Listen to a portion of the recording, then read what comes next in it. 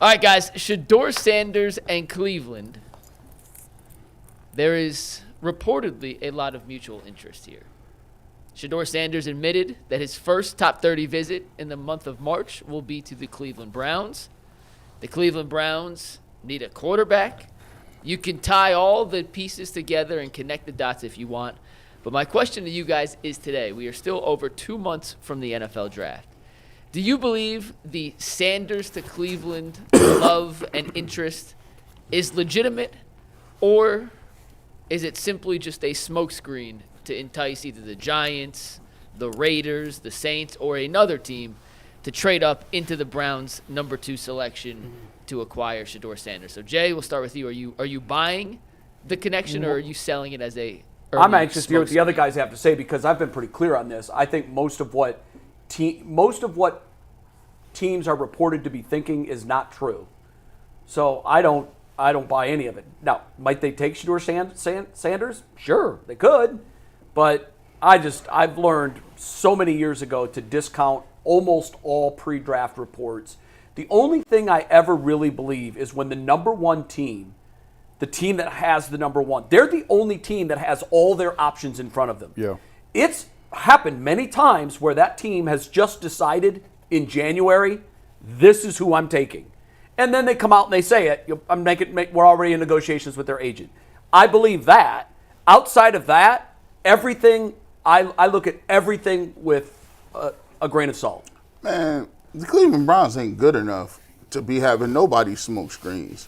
Like, I can understand if you was balling. I can understand if you had a great season or you have a track record of fleecing people for draft picks or had a great track record of developing some of these high draft picks, and then you could get creative and move around the board and try to put little misinformation out over here and have people. Listen, you got way too many holes. You got way too many spots on this roster that need to be filled for you to be running around trying to be cute. To be honest with you, you sitting at 2. You need a quarterback. You might want to actually talk to the guy and see if he's going to be a dude that you can live with or a dude. Well, they are going to talk to him. Yeah. So that, I mean, I don't know why that would be a smokescreen. Like you have. So when you hear that there's interest, you believe it. Oh, of course. Why wouldn't there be? He's one of the top quarterbacks in this draft. Well, I'll give you one reason for why you would want to participate in misinformation. You could pretend like you love him and hope that the Giants love him more. Right. And then you can improve your draft capital by trading down and getting more assets. And here's another reason why you might do it. You don't love him. And you don't think he's career changing or franchise changing. And so, but you realize that I'm holding a valuable card here. It says number 2 on it. So I'm going to pretend like I love him.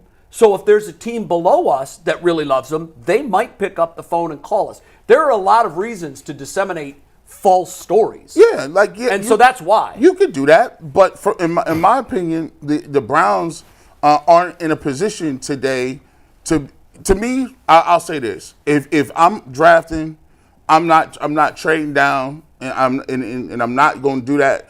I'm going to stay there and I'm going to take somebody. And the reason I say I'm going to stay here and take somebody is that there's this thing that the quantity of people you get is better than the quality of individuals you get.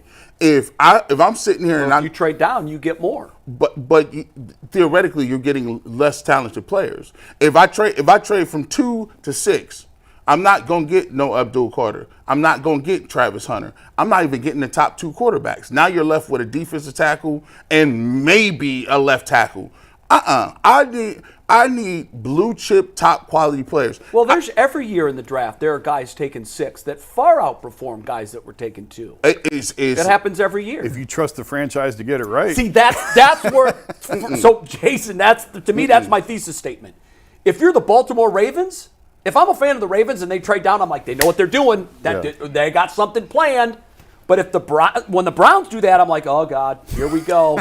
To me, when they trade down, here comes straight junking. I'll be sitting there thinking like, okay, so you weren't confident in your game to pick somebody, so now you need more picks so you can at least say I got something out of it. Well, like you said, quantity sometimes is better than quality. You just want a bunch. I always look. I've seen the Browns draft when they had 2 first-round picks. and they missed on both of them. I saw them one year have two Justin Gilbert and Johnny Manziel. Yeah. misses. Danny Shelton and Cam Irving. Yep. Are you? So I'm looking. You drafted a center that didn't even play center, and a nose tackle that was a 1 to 2 down nose tackle, and you was clapping it up. And this after that, I said, listen, if you would have stayed where you were, take the guy whoever it is. Hey, I don't think me. I'm leaning towards quarterback. People want Abdul Carter, even if I don't really necessarily agree with that. At least stay at 2 and take Abdul Carter. Don't be hanging out and trading back and doing all this other nonsense. Get you a blue chip player. Get you somebody that's going to make an impact. Yeah. But for the Browns, look, they need a quarterback. They should be talking to Shedeur Sanders. Jay, is this smokescreen, this interest in? Well, the last thing Shedeur? G said, I think, is it. When you are in the position they're in a quarterback, you have to talk. You have to talk to everybody. So is there interest? Well, there better be, at least on some level, some sort of interest, because you have to find out. And the thing, I'm just going to keep saying this to the draft. You have to. I understand the Browns' draft record has been less than sterling to this point, but these are the guys you're relying on. You have to go off of their assessment, and if they say this is the guy, then you take them. You don't trade down. You're in desperate need of a quarterback. If your scouts and your front office says this is the guy, this is who we believe in, if this is who Kevin wants, that's who you take. It's a really simple. But this idea, the part that I just struggle with. We were talking about this over the weekend in our group chat. Just because you need a quarterback, well, you got to take quarterback because you need a quarterback. Well, that's what you do in fantasy football when it's the 5th round and you haven't taken a quarterback yet. So you look at the draft guide and say, well, I need a quarterback. That's who's available. All right, I'm going to take him. Yeah, no. You can't do that. But you have to rely on the scouting process. You have to rely on the people in your room. You have to rely. And I think that there are things that Shedeur does that would fit perfectly with what Kevin wants in his offense. He's accurate. He makes good decisions. Doesn't turn the ball over. Okay, well, that's pretty much what Kevin Stefanski's looking for, I would think, at a quarterback. So for those reasons, I could see why they like him. And then there's some Superman to his game where he's trying to do a little bit too much, and that takes you back to what Baker was doing when he was here the first time, of trying to play outside of who you really are and trying to play like Mahomes when you're not Mahomes. That's the stuff that'll get you in trouble. So ultimately, you just have to rely on the guys that you are paying. And I've talked about this before. You look at Andrew Berry and say, are you going to stand on the table and pound the table for this guy and say, this is our guy? Is Kevin Stefanski going to pound the table and say, this is the guy I want at quarterback? Then you stay right where you are and you take him. But if they're looking at you and going, man, I don't know, I don't think this is it, I don't see how you can take him, because you're just trying to get lucky at that point. I think, to your point, Jay, it has to be universal inside the organization. I don't think it's ever universal. No, sometimes it's universal. If it's Joe Burrow, it's universal. Sure. Now, are you more likely to find a consensus on Abdul Carter than Shedeur Sanders? I think you are. Yeah. I think you are. Probably. And at this point, it really is about placing bets on who you think is going to translate at the next level. And for me, the reason why I've said from the beginning, and I will maintain that it should be, and I think it will be, Abdul Carter, is because this is the guy that if you get 10 NFL scouts in the room, you're going to get the highest consensus that he's going to translate to the next level. Because Big Ten pass rushers translate to the next level. They just do. They have and they do. Now, do Big 12 quarterback, what the hell is Colorado in now? They're the Big 12. Okay. Do Big 12 quarterbacks translate? Mahomes did. One did. Yep. There are plenty of others that did not. Yep. It's just like Ohio State quarterbacks. Ohio State quarterbacks haven't translated to NFL success. I'm not saying that because it's the program and the position, but sometimes there are, like when you look at Big Ten pass rushers, you got the Watt brothers. You've got Hutchinson from the Lions. You've got the Bosa brothers. They work. Why? Because the Big Ten has NFL quality offensive linemen. Big dudes from Wisconsin. This is why I just did it. If you haven't seen the barbershop, go check it out. I did a couple of segments on this. And I said, the consensus thing, yeah, that works out. But, I put together a montage of how many top-notch guys said that Jalen Hurts was not it. I mean, it was rampant. You can go from Michelle, you can go to Booger McFarland, you can go to Mel Kiper, Daniel Jeremiah. All those guys said there is no way Jalen Hurts is that deal. And Well, were they wrong? He's not a top 5 quarterback. but they were wrong in this. The quote exactly was from Todd McShay. I don't believe that Jalen Hurts is going to take the Eagles or any other team in the league to a Super Bowl ever. Okay, so that part of it was wrong. And how many However, quarterbacks were taken before Hurts that are nothing? Right. But so And look at the talent that he has around him in Philadelphia, not just on offense. But let's not act like he was drugged to the championship when he got to when he got to the first year, 300 yards in that game. You look at yesterday or the last week, he greatly outplayed Patrick Mahomes. What I'm saying is, yes, certain times people can be wrong in their assessment of what is this guy going to be or not. When it comes to Abdul Carter, my only issue is, and I'm not saying Abdul Carter is garbage. He's going to be. I think he could be a great pass rusher and a very productive player. But if you look at if you just compare apples to apples, if you already had Myles Garrett, and he's a Hall of Famer and the best defensive end, and you won 3 games. Abdul Carter, at best, being kind, is going to do what? Put 75% up of the production that Myles is giving you? Here's the problem. So hold on. If they give you the 75 with that, then what are you going to get? 10 sacks? So he's impacting the game on a bad team 10 times. Throw in a couple of tackles for loss. Say 7 or 8 in the run game. That's 17 plays. Maybe he had a couple strip sacks. That's another 4. You got 21 plays that he impacted the game when you have a need for a guy that is going to impact every single touch. Even if you get a quarterback, it's the audibles, it's the line, it's getting them in the right set, it's throwing the football on 3rd down, it's the handoffs, it's the play action. They touch the ball every single play. So if I'm looking at it based on value. If I got a quarterback and Abdul Carter, even if Abdul Carter is better as a prospect, I have to and I must take in consideration the value that quarterback brings. And that's why I think that if it was me, I would, hard pressed, I would have to stay at 2 and figure out the quarterback. See, what you're arguing is the quarterback is clearly the most important position on the field. You'll get no argument from me on that. I couldn't agree more with that. It absolutely is. But I will also state that because of that, when you miss a quarterback, it is far more punitive than if you miss at any other position. It sets you back 3 to 5 years, in some cases longer. That's why I'd say, if the consensus is Shedeur is going to be a better NFL player than Abdul Carter will, then absolutely, to Jason's point, you can't call his name fast enough. If they think that, and Tennessee takes someone else, I would hope that as ESPN's commentators are telling us all the great things about Tennessee's pick, I would hope that 8 seconds later you would hear a doo-doo-doo-doo, doo-doo-doo-doo, and the number 2 pick is in. You can't get to the podium fast enough if you are convinced that he will be a better NFL player than Abdul Carter will. Because of what you say, it clearly is a more important position. But there's a saying as a homeowner. A lot of times you'll go out and you get 3 bids for a job. Mm-hmm. Maybe it's a concrete job. You're going to put in a new driveway. One's for $50,000, one's for $30,000, one's for $20,000. And you're like, wait a minute, it's the same thing. It's a driveway. I'm going to go for the $20,000. And there's a saying, if you think it's expensive to hire a professional, hire an amateur. Right. Because now the $20,000 driveway crumbles in 3 years because they didn't rebar it properly. And now you're calling the $50,000 guy, and now you're going to have $70,000 into it. That's exactly where the Browns are at quarterback. Now, Jason, I'll say this: they hired an amateur. They could take. Here's usually the way it works. He'll meet with some people, and his stock will eventually go up or down. Yeah. And a lot of times, people either talk themselves into taking a guy or talk themselves out of it. To your earlier point, I wholeheartedly I love Dane Brugler. I think Dane is terrific at what he does. He does a great job. Mel Kiper's been doing this 40 years. Yep. Todd McShay is great. If these guys, then why aren't they working for teams?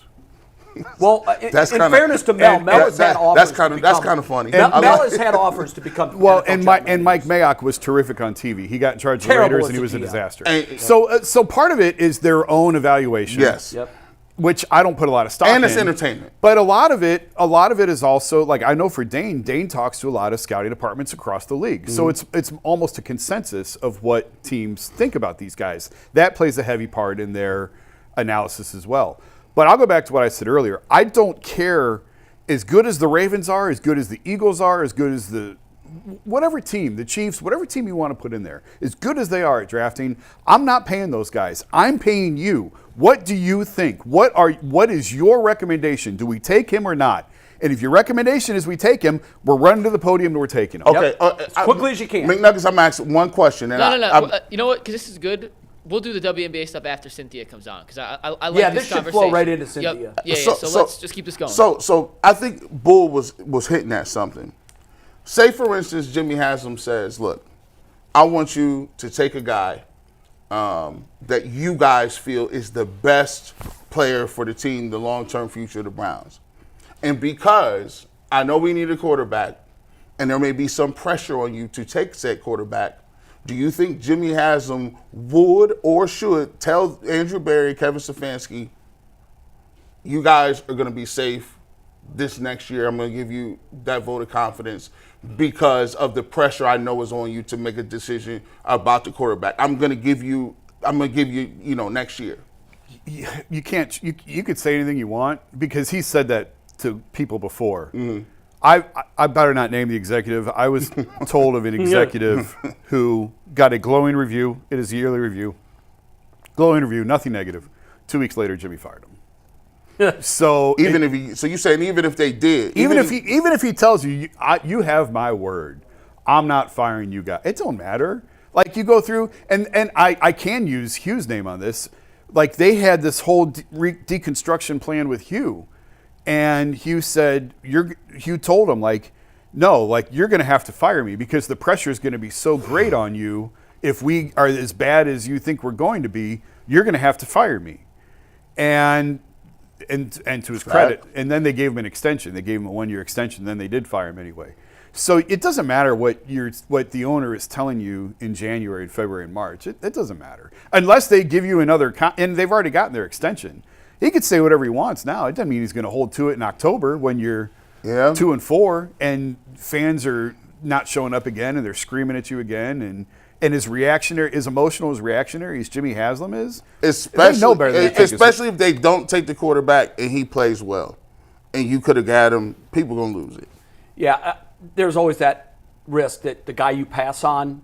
Every team in the NFL is looking around saying, "Oh my God, we could have taken Tom Brady 5 times and passed." That's always going to be the case. I don't think you do think about those things like, wow, what if we miss it on him and Pittsburgh gets him later and he becomes, well, that happens. You have to focus on your needs and what you think is going to be the best for your football team moving forward. The interesting thing about what you said about Myles Garrett, and we've talked about this, well, you made the case for trading Myles Garrett. You made it. Well, wait a minute. They've had Myles Garrett, and what have they won? Nothing. So, conventional wisdom says if you've tried this, where your best player is a defensive end, and you've been woeful, you've been a dumpster fire for his 8 years, then if you want to deprioritize that position, trade him, get more assets, draft Abdul Carter as his replacement. How much you drop off? There's definitely going to be drop off. He's not going to be Myles Garrett 2.0. But what if he does hit like Aiden Hutchinson or one of the Bosas or one of the Watts? Well, then you're okay at that position. I think the danger is you shouldn't have your best player, definitively your best player, at defensive end when your definitive worst player is your quarterback. That is a recipe for disaster. We've seen it twice. We had the definitive best player on the team beat Joe Thomas. Yeah. And never won. What good did that do us? So my thing is, hey, yes, if you are in a position that you have the quarterback in place and you know it, by all means, if you want to get trench happy, great. I'm go draft the best defensive tackle. That makes a ton of sense. But you better have the quarterback. But you better have the quarterback, or you're gonna say, okay, so I just traded Myles Garrett for Abdul Carter, which is a net loss on productivity. And even if he does become Myles Garrett, what's the ceiling for your defensive end being the best player on your team? It's not Super Bowl. No. It's just you gotta have the guy. And like I said before, I draft 2 guys. The Browns, if they were smart, even if if you want to take a quarterback in the second round, say for instance they did take Abdul Carter or Travis Hunter, whoever they're gonna take. You take him in the second round, first round. Then in the second round, all right, you want to take a quarterback? You want to get the Jackson Dart, even though I don't think he'll be there. I'll take one right there, and I'm taking one in the fourth round. I'm taking another. I got 2 third round. I'm taking 2 quarterbacks in this draft. Yeah. 2. G, let me ask you this, G.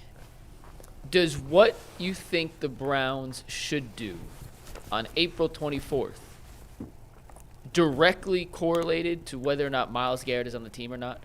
No. Like, do those two things go directly hand in hand, or they obviously have some sort of influence, but not? If this happens, then this has to happen because. No, I'm a firm believer that Myles Garrett is gone. I've already moved on in my mind. At some point in time, he's already said it. It's just like somebody when you get in a divorce. If a woman asks for a divorce, she's made up her mind. She's made up her mind. She done divorced you weeks ago. Do you agree with that? He's 100% never going to wear a Browns helmet again? No, I don't agree with that. Okay. Because he's got 2 years left under contract, Yeah. and then they could franchise him. Like Browns have all the leverage on this. I all agree of with it. that. Now, I'm not saying that they are going to that they are going to trade him, but I think there's a world where he comes back. I do I don't too. think it's that clear cut that he's absolutely gone. But the decision making that you're making right now should be devoid of worrying about Myles Garrett. The decision making prospect has to be who's the most valuable position, can we get the best player available, and can we find a quarterback? If Myles Garrett wants to come back, fine, you're a better team. But I can't operate thinking that, this is going to help somehow. It's the same LeBron thing. LeBron does it all the time. And guess what? LeBron is in his camp. He understands what the game is. LeBron put maximum pressure on you. He made you do, hey, I want you to do this. I want you to pick that guy up. I want JR. I want Shump. Give me Mike Miller. And then he puts you in that position. You go out and do it. And then it's like, I'm going over here anyway. This is run its course. Right. So for me, I don't feel you can operate in saying I'm going to do this to make Myles Garrett happy. no, the difference is LeBron always signed 1+1s and kept that pressure on and would leave as a free agent if you didn't do what he wanted. Myles is under airtight contract for 2 years plus franchise tags after that. So the Browns have full control of that. For me, it comes down to how far away do you think you are? Are you just a quarterback away, or do you need to complete overhaul? I think it's more closer to a complete overhaul than it is just a quarterback away, which is why I think you have to look long and hard at trading Myles, not because Myles went on this publicity tour, but because, hey, he's 29 years old. He's got 2 years left on this contract. Are we going to be back in a position in the next 2 years to where he can really help us? Or do we need more of a complete reset here? I think it's more on the side of complete reset because of the assets you can get for him, because I don't think it's just a quarterback away. I think they got a lot more issues than that. Yeah, I agree. And I'll say this to and Browns, if you're listening, if you get a young quarterback and he looks like he's a franchise guy, people forget all about Myles Garrett asking for the trade. Yeah. They'll forget all about because 100%. people will be excited about watching the future rather than talking about a defensive end being your best player. And we've talked about this before. What are your intentions here? Are you just trying to make the playoffs? Okay, you can go out and find a veteran quarterback, and you could probably piece this thing together enough with what they have on the current roster. You could be in contention for that final playoff seed in the East. You ain't win the Super Bowl, but you can turn this back to respectability and be in contention for the playoffs quickly. Yeah. I mean, but you're not going to win a Super Bowl. So what are you trying to do? Are you trying to save face and just make the playoffs and get run in the first round again? Or are you trying to build a team that can contend with the Chiefs and the Ravens and the Bills in the East? Well, that's a process. That's not a one-year leap. But that's why you have to make the decision now with Myles. Right. If we're just trying to piece this thing together and you're just trying to make it back to the playoffs, well, then you keep Myles. You go out and find a veteran quarterback. You win. You hope to win 9 games, and you hope to be, because they should have a favorable schedule. Being a last-place team, you're going to play a last-place schedule. Sure. You could try and slide in, but I don't know that is the long-term. That's in the interest of the long-term health of the franchise. G's dug in that Myles won't play for the Browns again. You and I see a world where he absolutely could be back. could play. I've seen too many if guys. If I said you're putting all your chips, let's play Myles Garrett Casino, and you have to put a percentage of chips on him coming back and a percentage of chips on him being done. How many go into the he's coming back and how many go into the he's done out of 100? I'd probably go. This is a cop-out, but I'd probably go 50-50 right now. Okay. It's just too early. Yeah. It's February, man. We got a long way to go. Yeah, and there's no way of thinking what we don't really know, because they're not going to tell us the truth. We don't really know what the Browns truly think of the available draft pool. Right. We don't know. I think if they do draft Abdul Carter, I think that's a tell Let me, of which way this is going. Let me throw this.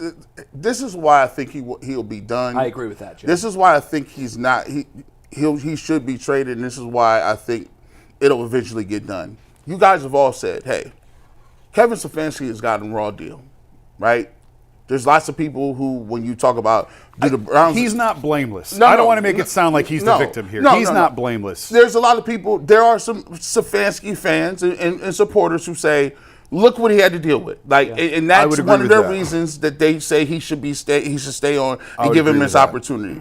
So if that's of the thought process, think about it this way: are you doing Kevin Stefanski any favors by going into the season and Myles Garrett holding out?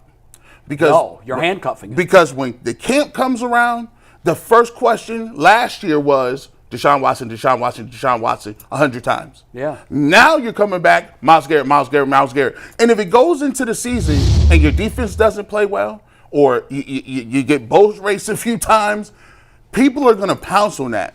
You are actually giving him another headache that he has to deal with when you're trying to figure out, hey, I got a young quarterback or a bridge quarterback. I got to still figure out this offense. I'm calling the plays again. I'm trying to keep the team together. And now you got the Myles Garrett thing happening in real time.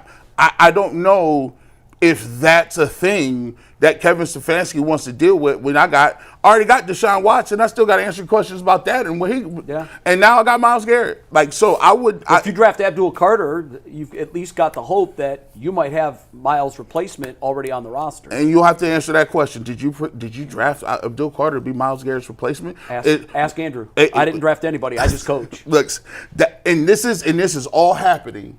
This is all happening on the year you got to perform. That is. Are the Browns going to be on Hard Knocks next year? I'll put them on. I'll make them do it. I want the Browns on. I don't think they have to make him do it because they just did it. They just did Yeah, it. right. They're exempt. But Wait, they didn't just do it. Yeah, they were on the AFC Hard Knocks. So that in season one counts? I think so. I would assume so. Oh, I don't Yeah. think it does. I think the rules are different for training camp.